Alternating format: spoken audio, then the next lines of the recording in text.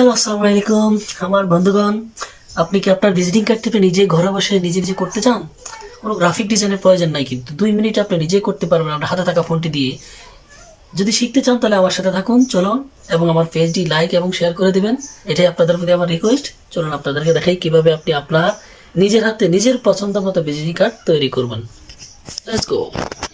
চলে যাবেন আপনার প্লে স্টোরে গিয়ে লিখবেন বিজনেস কার্ড মেকার, লিখে ইনস্টল করে নেবেন। ডাউনলোড করে ইনস্টল করে ওপেন করবেন।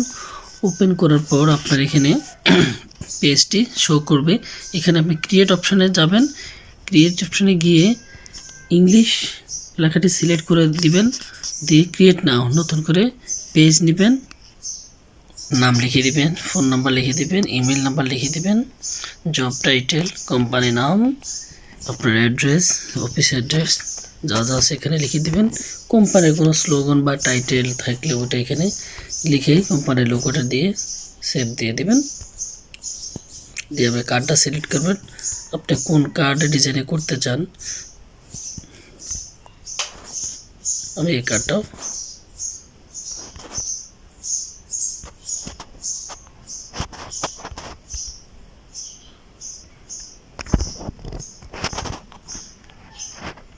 করলাম, যে ডিজাইন হয়ে গেল।